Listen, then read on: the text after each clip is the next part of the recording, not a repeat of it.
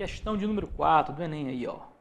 Alguns mecanismos que são utilizados pelo ser humano no dia a dia têm seu princípio fundamental atrelado às leis da física.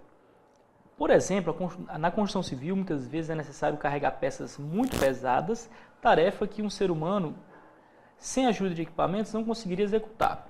Considerando que um trabalhador precisa levantar uma peça de ferro de 200 kg, o arranjo que permite ao trabalhador levantar a peça exercendo a menor força possível é...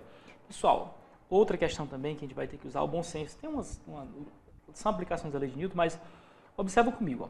Bom senso, pensa comigo. Você que já, de repente, teve uma situação que teve que puxar e levantar um objeto para um carretel, uma polia. Observe o seguinte. Vamos só uma pausa aqui. Para a gente criar a camada, poder escrever. Vamos lá. Observe o seguinte. Aqui, ó, eu tenho um objeto de massa M, que ele falou em 200 kg, não faz diferença a massa, já que todos têm a mesma massa. Quando eu faço essa força F aqui, essa força F tem que ser igual à força, ou maior, né, para poder levantar, a força que é feita aqui para baixo no objeto, ó. Observe o seguinte, a força que é feita aqui para baixo no objeto é a força peso. Eu tenho uma força peso aqui para baixo.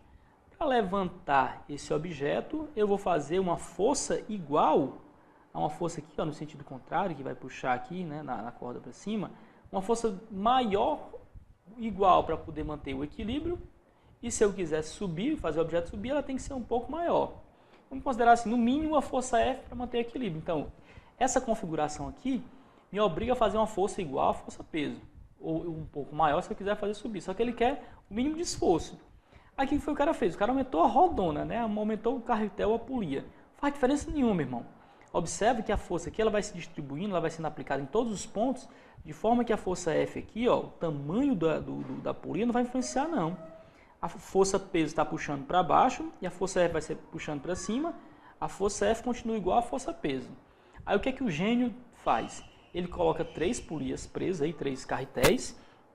Só que preste atenção, aqui eu imagino que seja um fio, cordas, né, sei lá.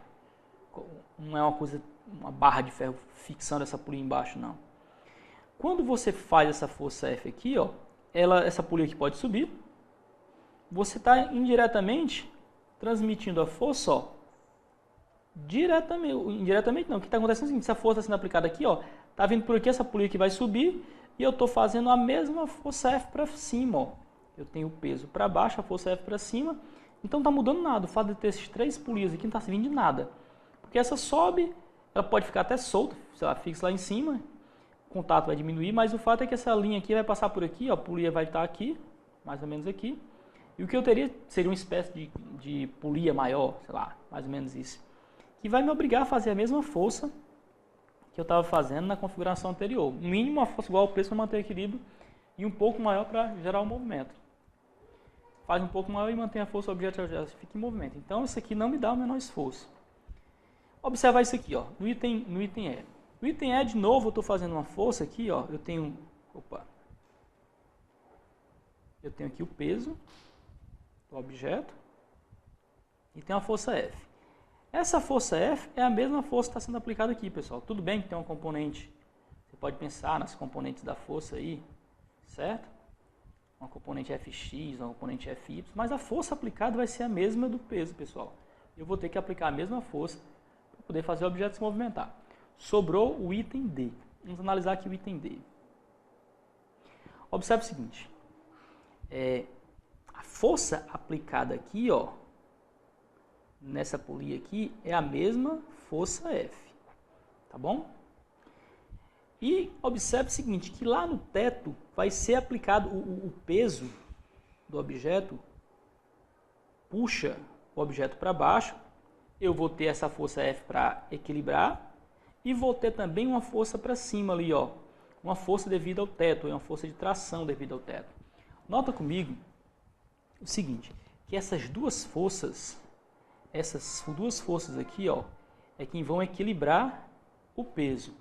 Ou seja, pessoal, eu posso entender o seguinte, que ó, a força, o módulo da força T mais o módulo da força F é que vai ser igual ao peso. Agora preste atenção no seguinte, como eu tenho aqui, ó,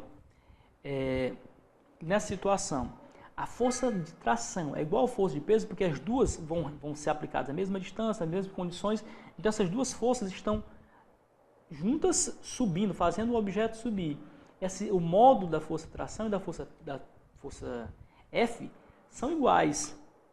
A tração é igual à força, então eu posso pensar no seguinte, eu posso escrever essa primeira equação da seguinte maneira, ao invés de escrever a tração, eu vou escrever o F. Ó.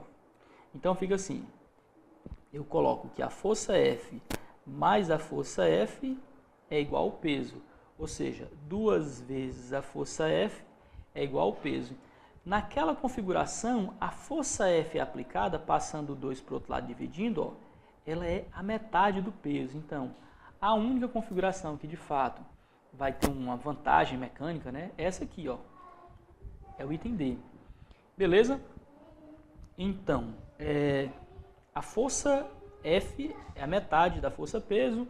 A resposta, né, que me dá a melhor condição, ó,